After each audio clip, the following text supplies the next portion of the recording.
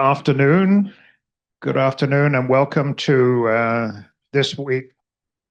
Thank you, Professor Garfunkel. Welcome to this week's IQB RAD collaboratory seminar.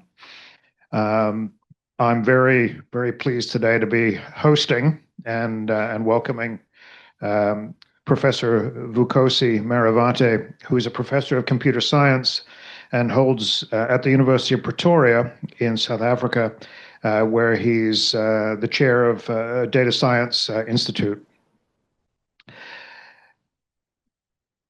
He's not a stranger to Rutgers.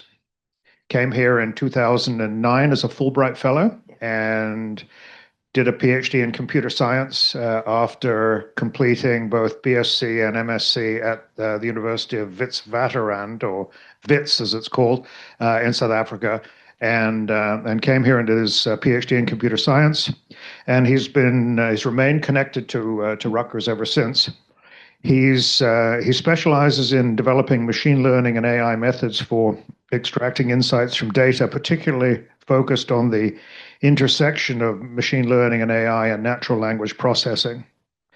His research is dedicated to improving the methods, tools, and availability of data for local or low-resource languages, and that's what we'll be hearing about today. He's also very entrepreneurial and is the founder of Lalapa AI, which is based in Johannesburg,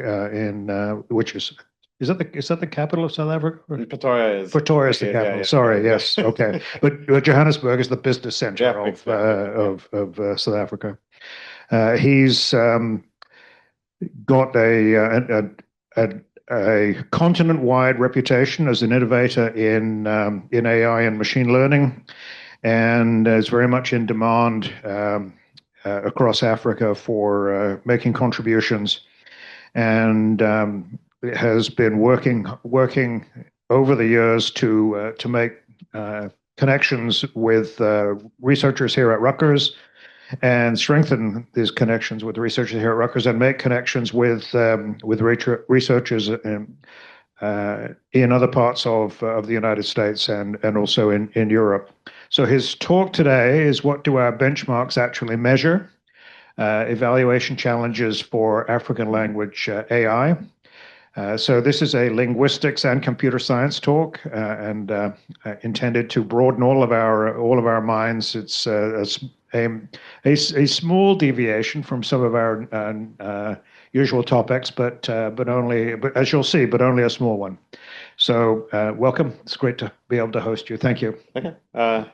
Thank you for everybody. And yeah, it's been great being back on the campuses and feeling like being home on here. Been also sharing it with my wife, where we spent 6 years on this campus. So it's been very interesting. So many buildings have either disappeared and new ones have come up in their place. Yeah, and thanks also for the introduction. I wear many hats when it comes to AI and natural language processing, but more recently I'm one of the 40 members of the UN Independent Scientific Panel on AI, which has changed the rest of my year. So I was lucky that I made sure that I had booked my time here at Rutgers before that has gone on, because right now my schedule changes every few days now. I've just been told I'm supposed to be there and there and there, but have engaged in a lot of different organizations, picking up skills, making up new collaborations. And the way maybe I see myself is, how do you bring in all of these different practices or places together to really look at some of our wicked problems in the world. I run the Data Science for Social Impact lab, where 90% of our work is really at the intersection of natural language processing and African languages. And as Stefan said, I'm going to try and really bring us together in this talk. Maybe to start off, as a rallying cry, is this Vuka Afrika Tsoga, Amka, Tenesa, Inhad, Ji, Africa, which all mean in different languages, wake up, Africa. African AI is not going to build itself, right? So assuming you can be passive during these revolutions is not something we should be pushing kind of towards and leaving in this area. So we're going to start with the end in some ways. Sure, I can be all of those things, but really I'm an African researcher who works on making language infrastructure for all. My personal mission is to make Africans have agency during these ongoing AI revolutions. This one was not the first, second, third, and it won't be the last. But how do we make sure that people can have choice in the directions that they want for themselves? So, one, we've had very uneven gains when thinking about large language models. So I'm actually not going to talk about LLMs first, but then think about just the model. In machine learning, you've got a mass language model. What it has is that you need to train it, or the pre-training objective. You're going to take a sentence that you get from some data set or corpora, and you remove a word, and that becomes a mask, and then you put that on the outside. And what the machine tries to learn is the pattern between what's the sentence, what's the missing word, and then what is the most probable word that is supposed to be filled in there, right? That's just a simplification of what the mass language model objective is. And you've got these deep neural networks that sit in between. So here in 2017, BERT models come out and they change the way that we think, this transformer architecture. And there's been an explosion ever since because it's also computationally efficient in some ways. So the reason I do that is that so that when I show you this picture, when people go in and say, look, yeah, well, how do we get to LLMs? There's many of them, and there'll be many more for coming throughout the years. But there's a challenge. To train these, you need a big data set or corpora, like just text that you are going to then pre-train into this objective for whatever language. For all that it's worth, here's Wikipedia. Let's use this as a proxy, right? Here's how many Wikipedia articles there are per language. There's English, almost hitting 7 million articles on English Wikipedia. Egyptian Arabic is at 1.6 million. If we look at Swahili, millions of Africans, tons of millions, Africans speaking this language. We're now down a number of factors, right? And we're at 80,000 articles in Swahili on Wikipedia. There's Yoruba. There's isiZulu, 11,000. If we go to Sesotho, we're now at less than 1,000. So for English, whether you're Gemini, Copilot, or ChatGPT, with all of its faults, you still have that much data. What's then going to be happening at the bottom in this sense? So there's a reason that Siri doesn't speak most of the world's languages, or it doesn't interact in that way. And this is just a proxy to give that indication of there's a data challenge that we still have to get above. And at the same time, in terms of where people are working on different, in the CL spaces of computational linguistics and natural language processing, what data are people using or evaluating on?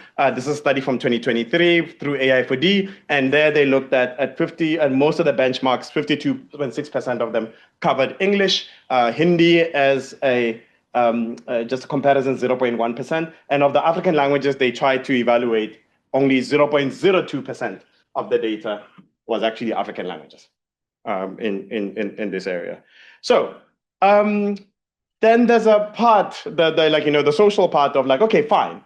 If that's if that's the situation, why don't we just make just make it that we will just use these systems only in these dominant languages and not interact in other languages? So one is remembering that words are more than just symbols, right? They are not things you just replace and just say that you carry on. They carry culture, geography, history, indigenous knowledge. And if they die out, all of that goes away, and humanity has to relearn all that knowledge.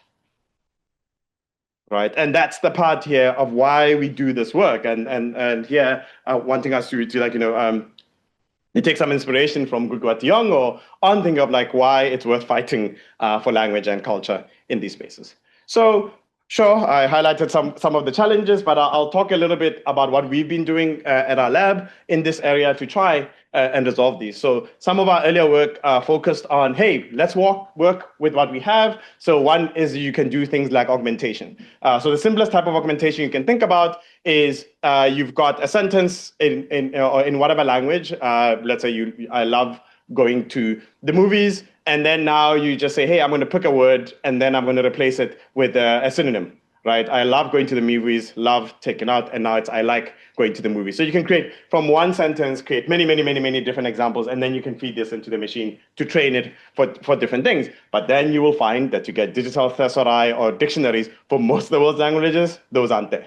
So how then do you explore this? So this work did that on figuring out ways to create using embeddings that you can create these types of tools. And we then ended up with a library that people do use. I think we now get like 3,000 downloads a month, assisting them in their NLP pipelines to actually build up tools in the area. Then there's also global collaborations, building up more augmentation tools. Here's NL Augmenter, also used to make NLP systems more robust.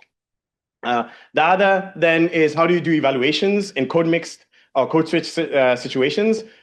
Most people who speak multiple languages, like coming from places that do that, you don't speak one language purely. You're always mixing in those spaces, and you need tools that can also deal with this type of situation. So this work, one of our postdocs and also PhD students were actually working on then looking at ways to evaluate generation in these spaces, how LLMs actually deal with code mixing in this area. And we do have a paper from last year, Afro CS XS, also collaborating with a number of people at JP Morgan AI on actually trying to increase high quality code mix generation in this space. The other ones is improving also things like embeddings. These are going back to 2007, but for many languages also they have not been really adequately explored on how you build better embeddings for words. So we're looking at cross-lingual work in this area as well, and many much more work throughout the lab in keeping on improving the state of models for our languages. The other then is to expand data. I'm just going to highlight one project. So this project is called the African Next Voices Project. This was between 3 different collaborating institutions, higher level, but there were more. One in South Africa, one in Nigeria, and one in Kenya. For the South African leg, I was in the head PI, collecting 3,000 hours of annotated speech over a 2-year period, right? And then remember, if you're doing this, if you want high quality, maybe 1 to 3 hours max per person. If you're doing one hour each, you need to recruit 3,000 people who are going to then speak. And then from there, you have to get all transcribed, annotated, topics extracted, and then making that available. So this data became available at the end of last year. And we are also very happy with all the collaborators we work with, African Next Voices, Kenya as well, 3,000 hours of Kenyan languages. And then Data Science Nigeria in Nigeria also released 3,000 hours. But then the full project actually ended up releasing 18,000 hours of speech late last year. And if you combine this with some work that Google with Washal and Microsoft Research Africa, both Google Research Africa and Microsoft Research Africa, they released another 12,000 hours of speech. So in the last 6 months, 30,000 hours of ASR data and multiple other tasks also just became available. So because one of the things is you need to keep on expanding this data side. At Makerere in Uganda, they've been also then figuring out how do you do benchmarking to really understand what does it take to build these types of models? Sorry, you can't see that clearly, but then one of the things you want is you want to reduce your error rate when you're doing transcription from audio. So that's what this is showing you. And then we're trying to plot it against how many hours of speech that you have. So what we're most like we're looking at these, it's what's the minimum number when you get diminishing returns, and that is going to start giving you a number of what you must aim for per language. Just noting, the African continent, 55 African countries, is about 2,000 to 3,000 languages. So we're really caring about what this number is going to look like, because if you count like $100 an hour for collection of speech, you can kind of do a back of the napkin estimation of how much it's going to cost if you are now collecting for all the languages on the continent to maybe meet a minimum requirement of 100 hours. Let's say that's the current thinking, that 100 hours per language might get you, but then obviously not the same thing, a diverse set of topics that people are discussing in that order. The other one is thinking about what happens when you have to work with the small amount of data. Typically in like your ChatGPTs, your Geminis, then the petabytes of amount of data that's used in the training, pre-training of these.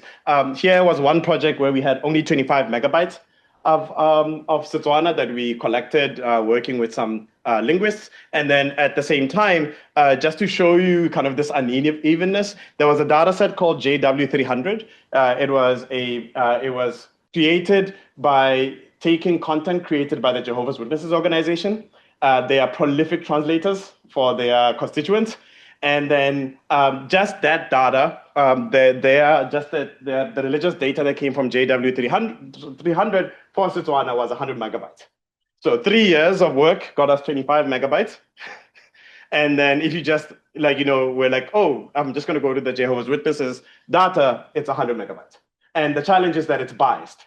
Right, it's very religious, not really it's not language out there, it's language written in a specific way, but that's a challenge. But what can you do? So in this work, we show that you can build a language model, a birth model in Setswana that actually stays competitive. Even with bigger models, there's newer work that I've been trying out with a bit of agents to compare it to the latest Gemma. They're not in the generation objective, but then if you fine tune it for specific tasks, even at 25 megabytes, you can get very competitive.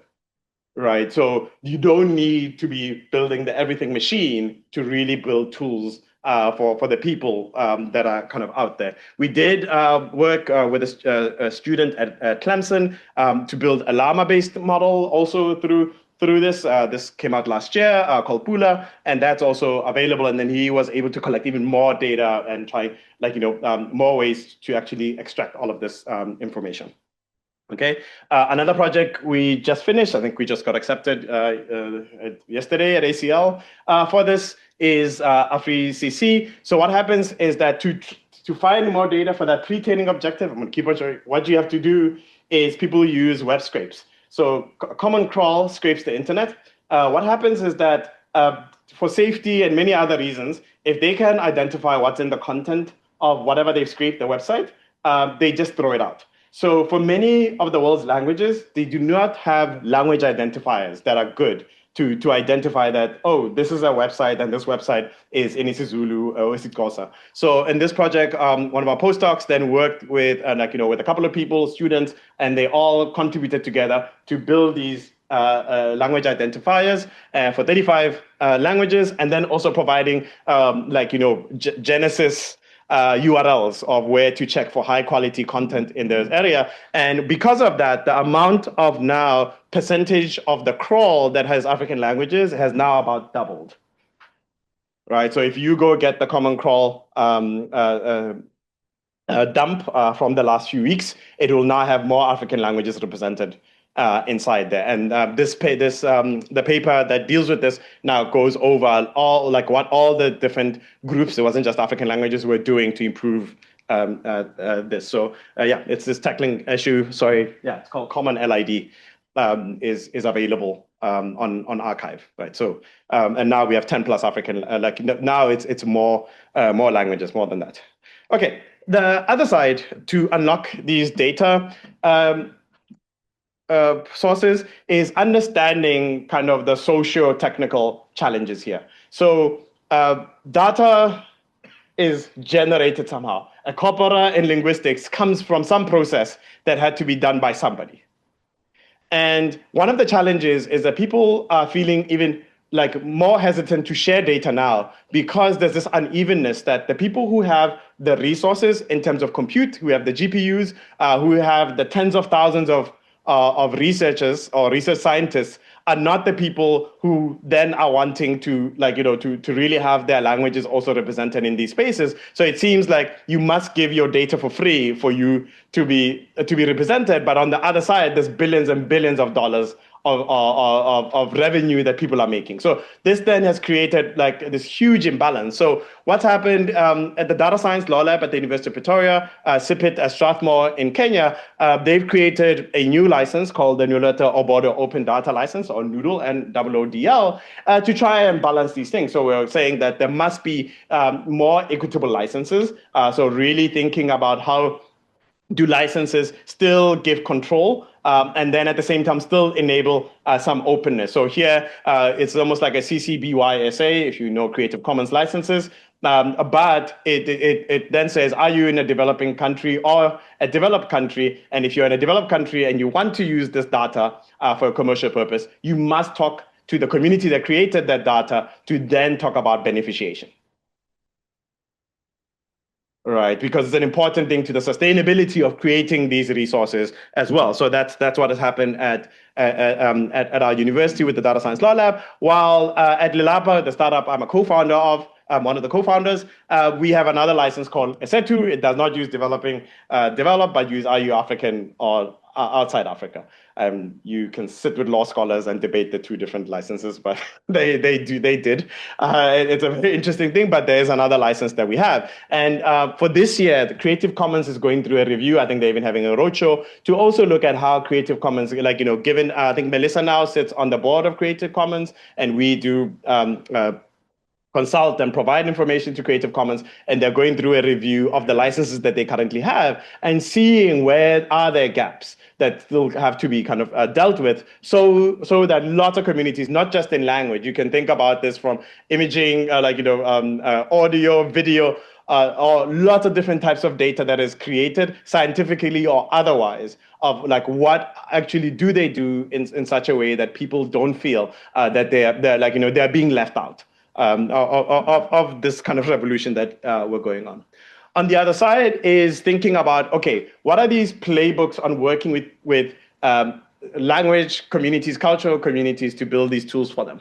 And here, when this work sponsored by data.org and also working with our AI4D lab, is look at really bringing in Tusheletso come from our African languages department, also a poet. And she works on now understanding how we're interacting with communities and how we're building the tools for them. And what this has resulted in is this new playbook that we released a few months ago. Also work with University of Lagos and Data Science Nigeria. And really one of the things they highlight is, okay, we have strong technical progress.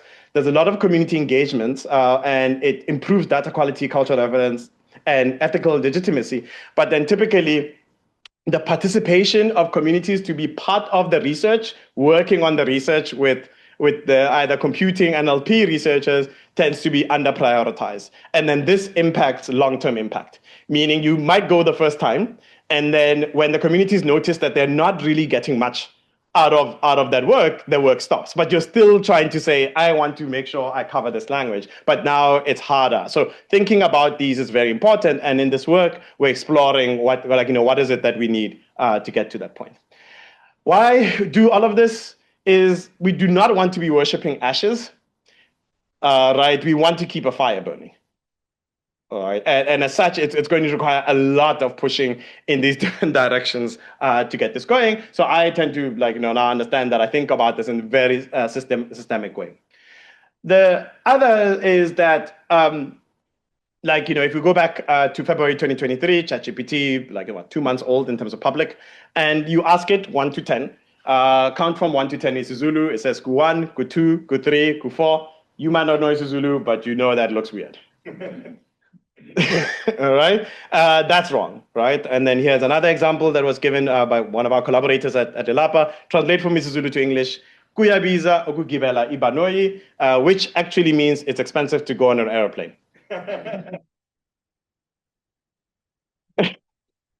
Right, so this has gotten better. You can go and test it out in ChatGPT. But then the point is, think about again for those languages that don't have, what is the experience that people are having?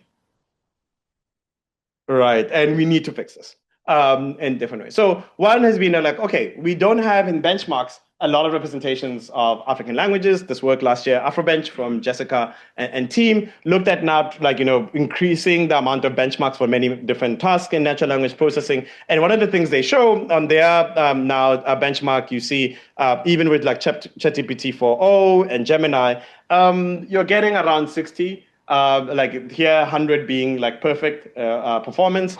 And then if you have models that are actually trained from the ground up more on like African language objectives, you can get better, right? They're not yet covering everything well, like, supremely well, but they're working on it, and this is improving as well. But then you have these jumps. Right, in performance. So this is giving us information. But if you now think about the whole breadth of evaluations that are out there or benchmarks, unfortunately, there's still little or no support for African languages in these spaces, right? And there's also evaluation challenges. So in this work done a few years ago, what happened is that some of the team at the lab who are native speakers looked at Flores. So Flores, the F there means Facebook, is this low resource language translation benchmark. So it's used, you have pairs of sentences in different languages, and you see how well your model actually does on it. And what they did is, because they were native speakers, they looked at the data inside, and they found there was a lot of it that actually was wrong. So native speakers reading the sentences were like, no, this is actually not correct. So now people had been training and showing performance on Flores for years, improvements, but actually there's mistakes inside and such. Now we created another data set called Correcting Flores, and for those African languages, you can now replace them with this. And now this shows another part of like, because you might not have native speakers connected with the creation of the benchmarks, you now create these errors, and these errors perpetuate in the field. Right, in these spaces. And even in thinking about natural language processing history, we're really like lots of these big jumps we're thinking about in English. And this is from Helena. She does amazing work in the space, just like showing that we still need more work to be done in these areas. And like, I don't need to say, like, we have these huge surges in performance of LLMs. But how have we resolved some of this? Because I cannot be like, our lab is small, sitting at one university. That is not enough. So one has been building community as one of the ways to do this. We co-founded Masakani Research Foundation in 2019 as a distributed research organization that has now brought together about 3,000 plus researchers and developers who work on African languages, and many languages are being covered in these areas, but still not not enough. You're probably now in the 100 or something that people might have worked on. We're still trying to get to that objective of 2,000, and many languages also are not written.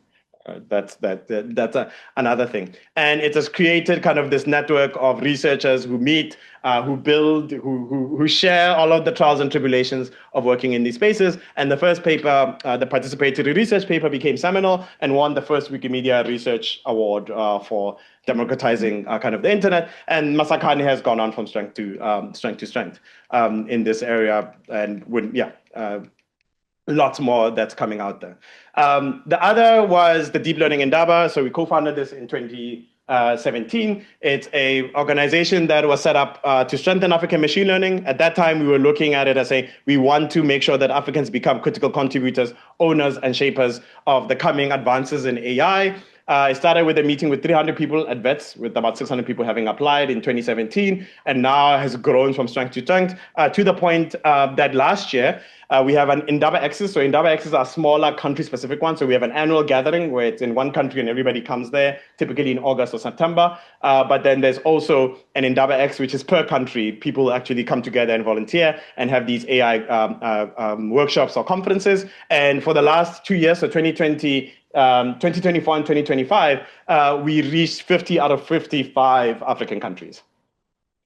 All right, and I work with the AU, even AU programs don't touch that much of Africa. All right, where almost every week, what it means is that almost every week, there's an Indaba X somewhere on the continent. About a week and a half ago, Indaba X Uganda was happening.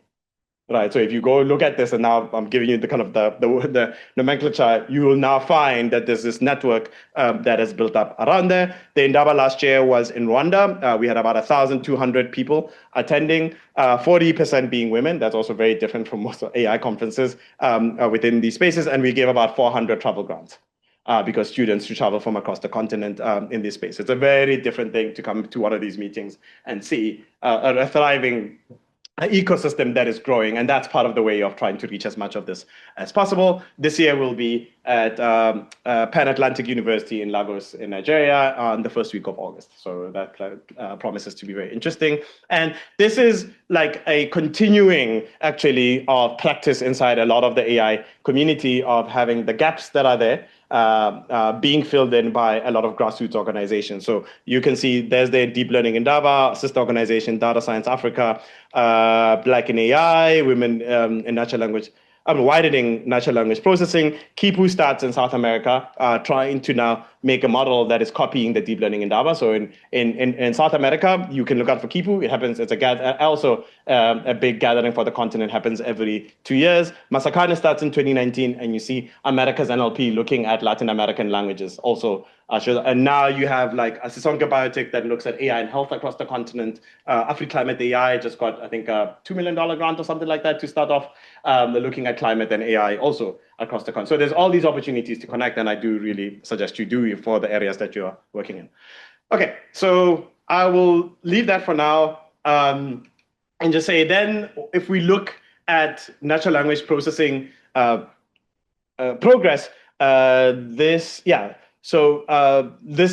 paper now looks at a review of papers over the last 20 years and seeing if they have African authors based in Africa and how many papers there were. And you can see here, you will see where the Masakane was founded. That 2019, and now almost like, tripling, quadrupling of research work, making it to the big venues or places where people are actually publishing. But then there are then still these things of like a plateau. And some of this in thinking, and this is the part I'm concerned about during my sabbatical year of like what's going on. Right. And this is the message I'm going to try and bring in this latter part of the talk, right? Of saying we've had all of that.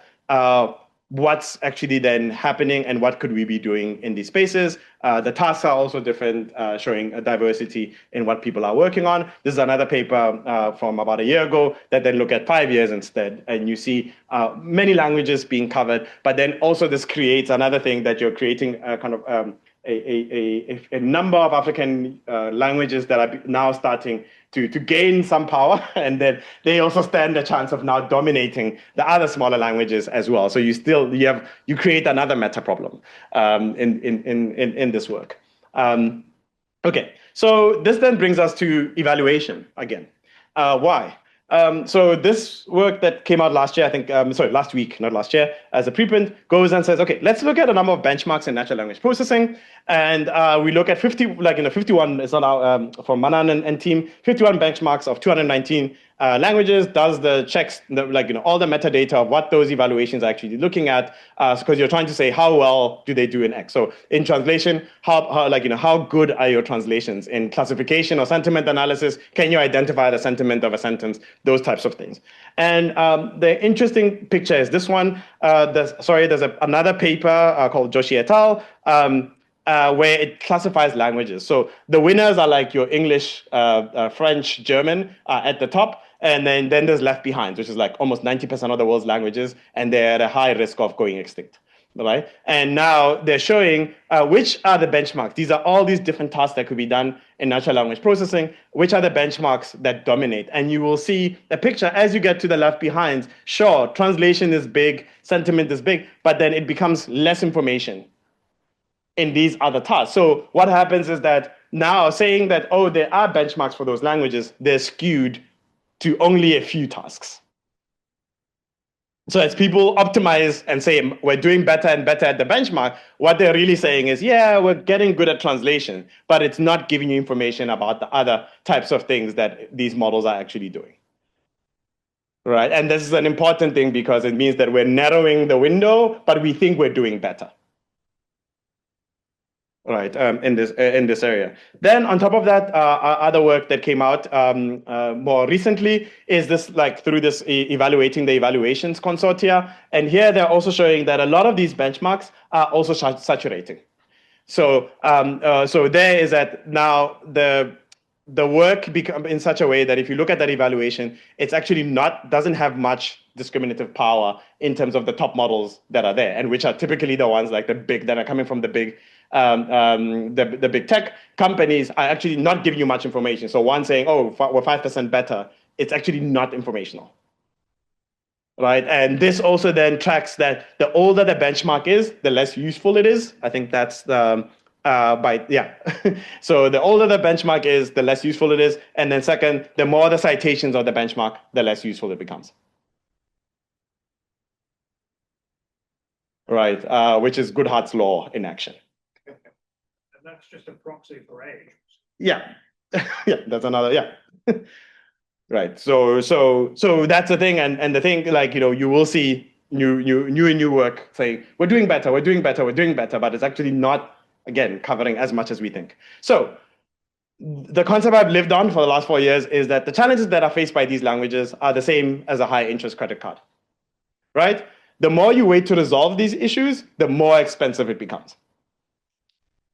So waiting is like, I'm from South Africa. We had a language policies going back to 1993. But every time you have to go in and say, we're going to develop language, we have 12 official languages. It's always, we'll kick that can down the road. We'll start next year, because once you get the bill, you're like, oh, who's going to pay this bill? But the more you wait, the bill keeps on getting bigger and bigger and bigger. So is generative AI adding to the base credit amount, or is it increasing the interest rate? Or both? And that's where we're sitting kind of at the moment at the state of African languages, but you can think about South American languages, Southeast Asian languages. We're all facing this, right? And is diverse evaluation a cost that's too much too bad? That these decisions are being made of saying we're not going to increase how we evaluate because, again, it's another cost, right? To rather be and especially I tend to think you're going to have to think about humans in the loop, humans being part of that process of saying, is this fit for purpose? Right. So there's some ideas in these areas that have been floating around and people have been working on. One is active learning, where another concept in machine learning of saying, like, okay, if it's expensive to have a person evaluating like every example, why not use them sparingly on the places that the model is not doing well or doesn't understand, or that doesn't understand as much? So this then wants to tackle this annotation scarcity paradox, where we want to use humans, where we have the least data. But right now, a lot of this work is always like this volume first. We're going to do crowdsourcing with thousands of people, but then we're not really getting information. It's a lot of the examples that are probably there are not really informational on them, right? And then access to people to help or work for different language or culture is also uneven. Again, the places that probably have the least representation are the places that are also going to have the least amount of experts that are available in these. So how then do we reduce some of that cost? So now, unfortunately, using this economics metaphor of like, now I have to hit that cost and reduce it as much as possible. The other is that knowing who validates benchmarks is important for indigenous languages. If you don't do that, you're missing a whole, because this is where we're going to keep on getting people saying, we're now doing much better for this language, but does it mean that? Right, in this area. The other parts of work have been people working at item response theory. It comes from psychometrics. It was based on looking at people taking tests, humans. But then now there's been work in natural language processing to now expand this also to natural language processing, where instead of having the human, meaning initially it would be you estimate the item difficulty and then what the student. So I think your GREs are like this. You estimate after people have taken the GRE actually which questions were discriminative, and then it gives the final score. Right. So now instead of the students, you now have the models themselves being evaluated in terms of their latent ability. Show the equation for this talk. Here, it's a probability of getting a question right is now 1 over an estimate of the latent ability of the model minus the difficulty of a specific question, right? And then you can have just a variable to kind of discriminate if you have to, depending on what the test actually is for this. And if you can estimate these things, what you can do is you can know, oh, this model actually tends to do much better in very tough things, or most of the items are actually not informational. They're very easy. All right, so now you get information on both the models and the questions that are being put in evaluation. If you do this, for me, what I would like is that it gives value both sides. There's value, sure, for the NLP researcher, but now you can interact with linguists and saying like, oh, here's some things that tend to be very hard. What are the linguistics theory that are connected? Or like, or even the way we cognitively, we process this type of themes, what's actually going on? And this, I'm hoping for, it gives information on both sides. You can work as researchers tackling some of these things in a very interesting way, and then you can then have these cross-lingual and almost cross traditions or cross-discipline work in these spaces, right? Work that I'm doing right now in Setswana for this year is we do see that difficulty is not the same in different linguistic characteristics. Some examples across all models get them wrong, and we're testing LLMs, LMs in these spaces. And then some items, even when you have them in the benchmarks, actually provide no information at all, right? Then they could be thrown out. So in the tiny benchmarks work is trying to show you that maybe you don't need 1,000 examples in your benchmark, you only need like 100 that are informational, right? So if you can cut your cost by 90%, then, as I said, bring in the humans, right? Because you can then do much better work in this. And IRT can give us what items are difficult, what models fail, but it doesn't explain why. To explain why, you need linguists, speakers, annotators, and community knowledge of what's going on inside that language. So that's the human loop that is going to be required. I'll try to close now. And IRT then will enable us these targeted reviews, and then hopefully bring in more participatory research within these spaces. And maybe the thing to go out of this is please do design evaluations with communities in mind. Please design it with the communities. It's harder. As computing people, we do not like when you have to add a person inside. It just seems like it's going to take longer. We have deadlines. But why aren't we doing that? It is important, and we need this for the long-term viability for our field for most of the world's population. So I think with that, I'll skip. It's fine in this case. And please now, hopefully, as you see a new release, like last week, Gemma 4 was released, and they said they've got a new benchmark. I mean, how good they got in MMLU. All right, and MMLU is a translated benchmark. They translate from English. It's in multiple choice, and context probably doesn't carry in this case. So yeah, and we have a lab that we're now expanding at the University of Pretoria to put our not just talk, but where we're bringing together African languages, math, computer science, and law. And we're working together. Now we're 18 months in. We've got 2.5 more years working in these problem areas together. So yeah, with that, thanks to all of our collaborators, and also thanks to all of our support that keeps this work going. I will stop there.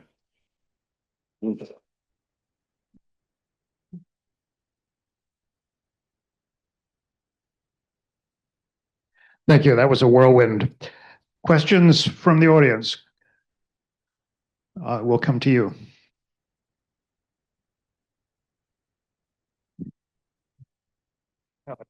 What you do. Sure. Yeah.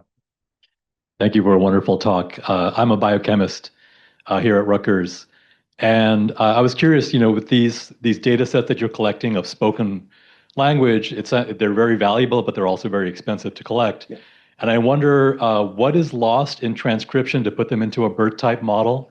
Is there a lot of value to having the actual auditory signals themselves, like intonation and things like that, that could be used to enhance these limited data sets? Yeah. So thank you. Sure, thank you. Okay, I'll go for that one. Oh yeah, speech collection is expensive, but it's useful because it's not like, yes, I gave BERT as an example, and BERT uses text, but then there's actually the speech recognition models that are becoming bigger, and this is also connected to more how we think the human computer interactions are going to happen.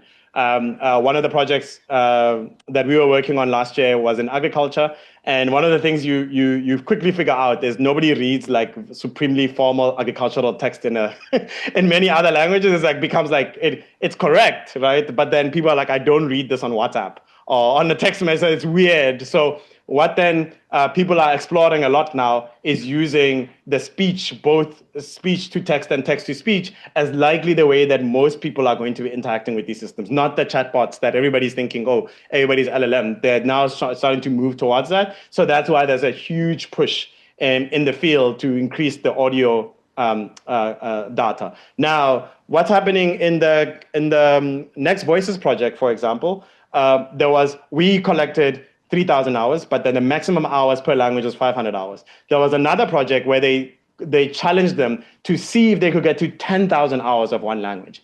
And what happens if you do that and you give people and you say you have 24 months to do this, the quality drops. So I might have 500 hours, but that 500 hours is much higher quality and it actually leads to better models than the person who has 10,000 hours. And then there's another team that is then looking and saying, can we do 10 hours of supremely high quality, or you pay a lot more per hour in that space. And there are some groups around the world now that 10 hours is seeming like it's getting enough because they've got a lot of GPUs. So it's a mix of many things in the background. So if you have a lot of GPUs, you've got a lot of other data from lots of other languages, maybe 10 hours is becoming a magical number that you can try to aim for, as long as it's supremely high quality of 10 hours. So that gives a good segue into, I wanted to ask about transfer learning.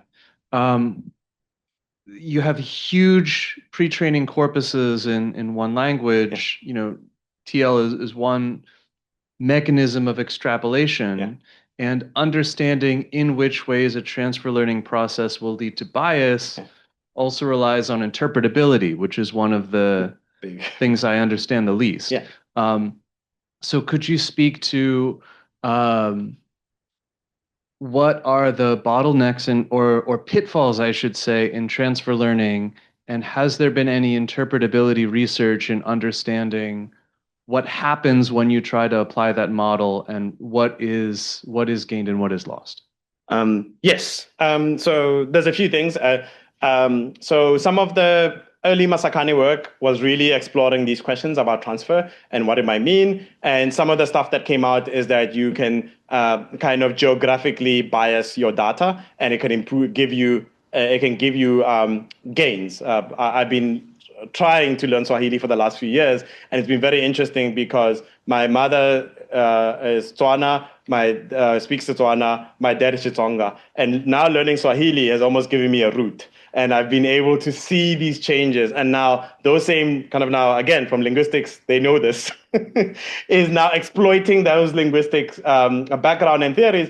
People are doing that, of saying, I'm going to create we have, I think, we have a South African language model, not an LLM, Zabantu, and there's another one, there's like AfriBert and all those things. The reason that they did that is that now when you have to do continued tuning or continued training for transfer, you can much better actually be able to handle that. Now, if you're doing it on a model that is like, has 60% of its data being English, you can do it, right? But then now another thing comes in, which is model collapse.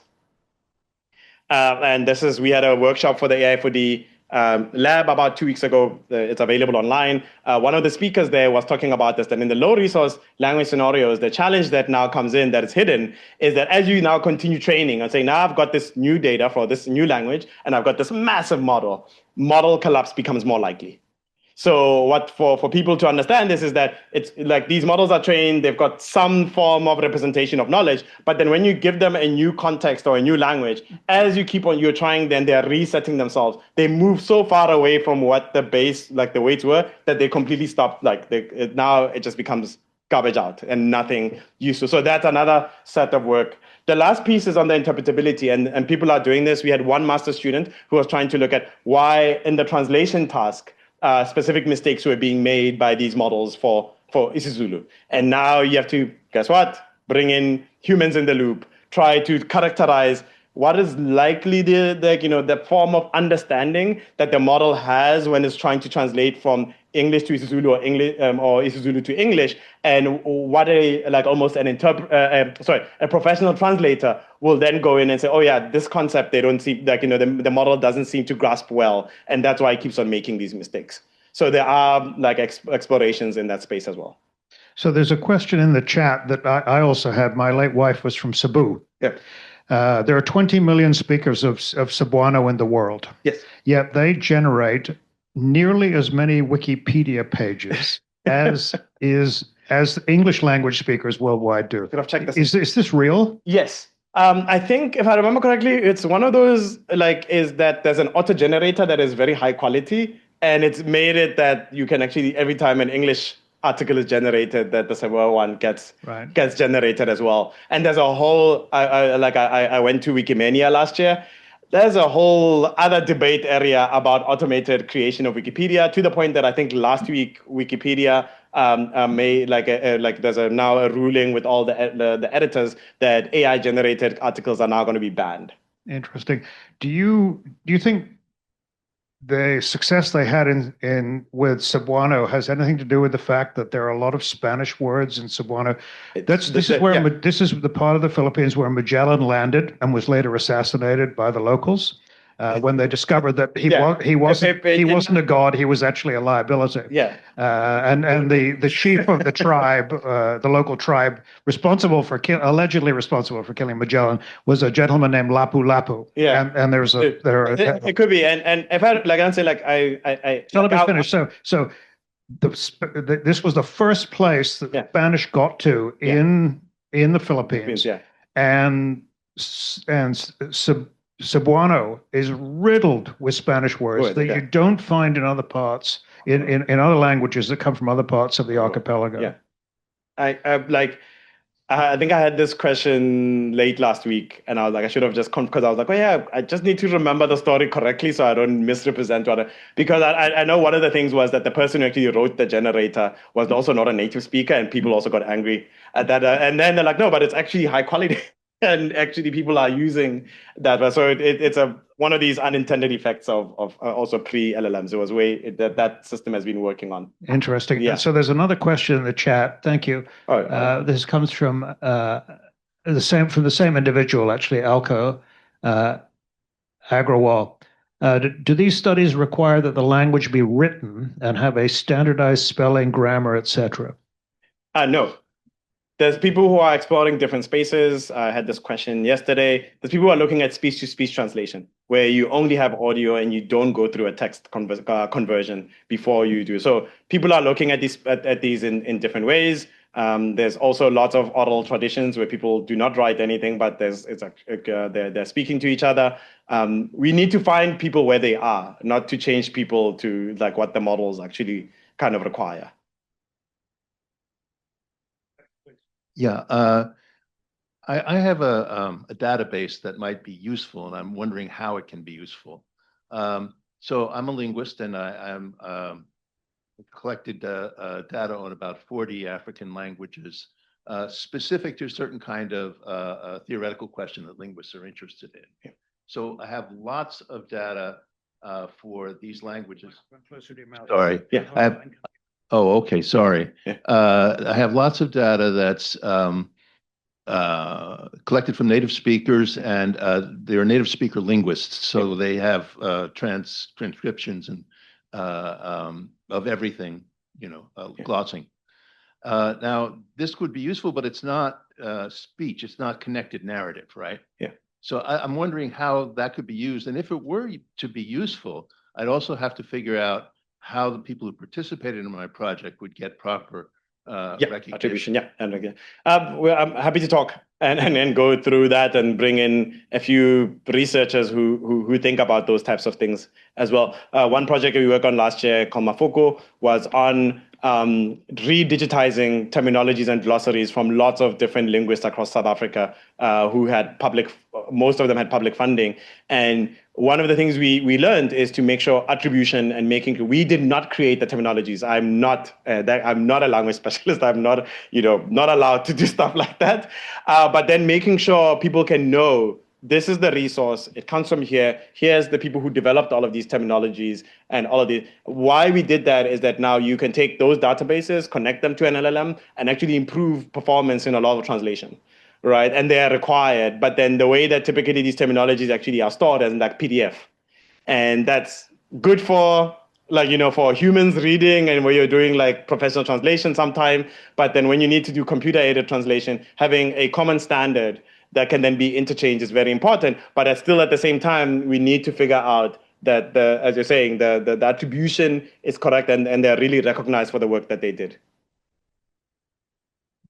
Thank you so much for convening this wonderful conversation with Professor Marivate. It's really great. So this is a line of linguists, Rutgers linguists.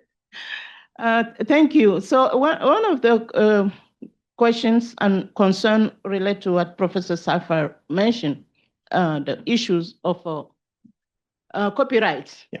And that's one of the challenges that actually some of us who are interested in your work are concerned how to address that.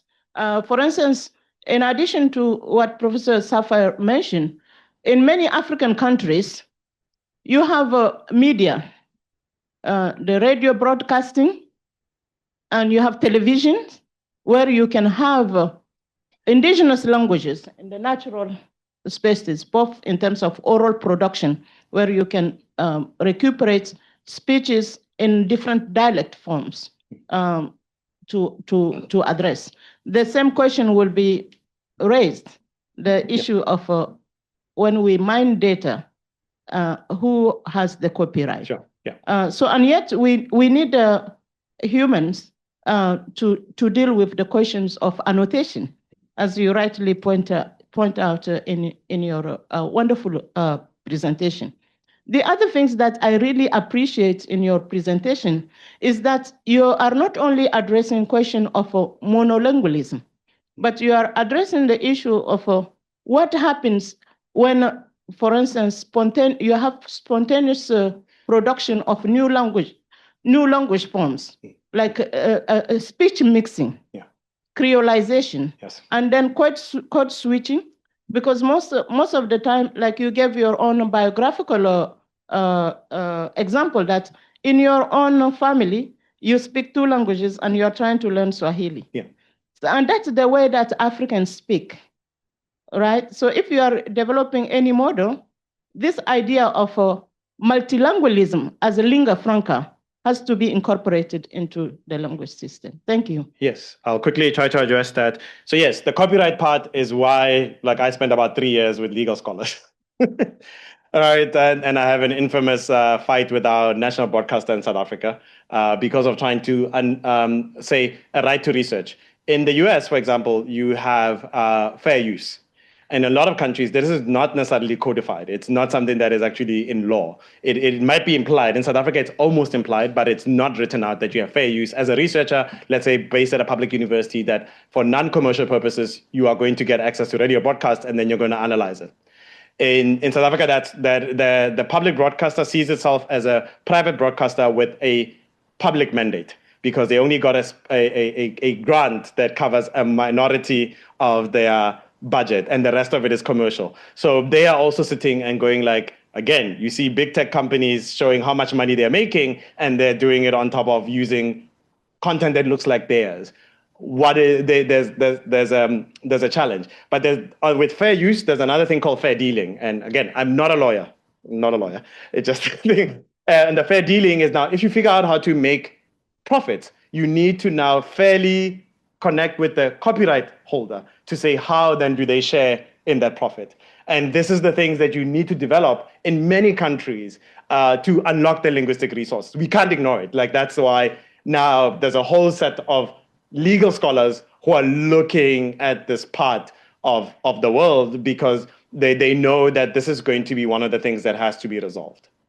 So before we go to Professor Garfunkel, I just wanted to expand on this point regarding licensing and ownership, etc. So the Protein Data Bank was established as the first open access digital data resource in all of biology back in 1971. the data have always been open access.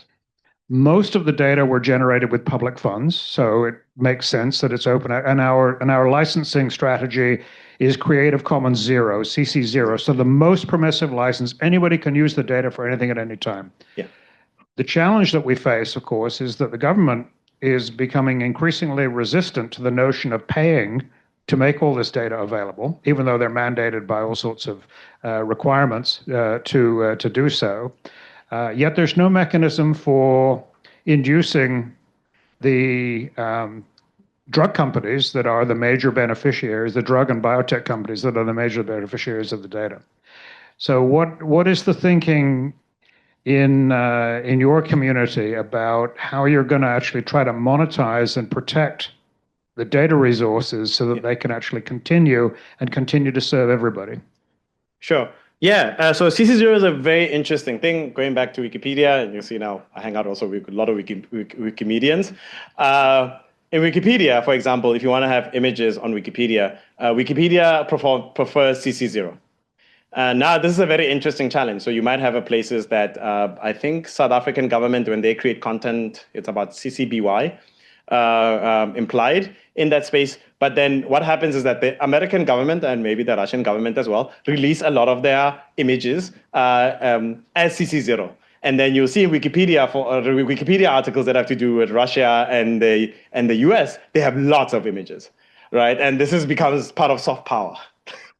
Right. While places that then maybe they have more restrictive licenses when they release images about government or presidents, you don't see them on Wikipedia. You'll just find the article with not that much images. This is like again, licensing affects us all in so many ways. And now what information actually shows up on the other side?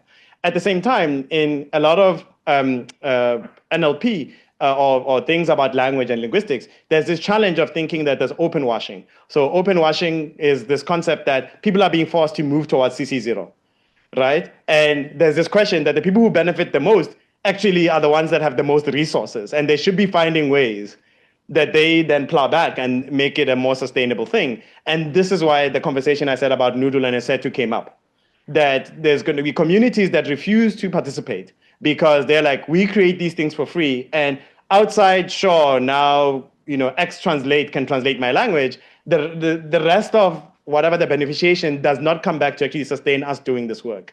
And there have been projects, a famous one being Mozilla Common Voice. So in Common Voice project, Mozilla was trying to do the same thing of collecting speech, but then people could just volunteer, and you're basically giving that data as CC0. And it hits a plateau. So your volunteers just dry up. So these are still questions that are active, like it's a huge kind of part of this work that is connected, again, to the copyright question in this space. Yeah. So continuing on that theme, the WTO, and what are the global organizations that are sort of in the mix, or is this mostly being done at the national level, these discussions? I did not go to the WTO meetings last year. I know I was invited. There are, you end up now going into wading into these global things. As part of the G20 process last year, we tried to release a case study on this national broadcaster and licensing part as a case study to push on for the future G20, which shall not be named.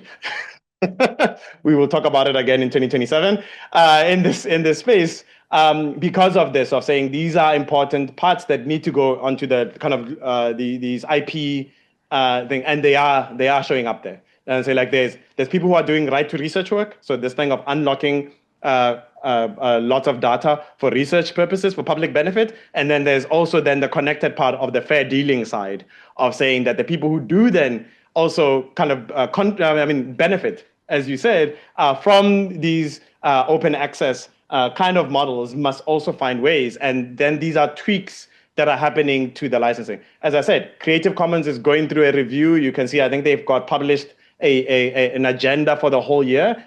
I would suggest scientists go and actually participate in this process because of this, because Creative Commons might be looking also at, are their licenses being used for open washing, where a big funder says, do CC0, but it actually kills the sustainability in the long term. Yeah. Yeah, that is one of the issues for sure. We're past time, and I want to be respectful of everybody's schedule. So let us thank Vukosi for a great talk and a great conversation thereafter.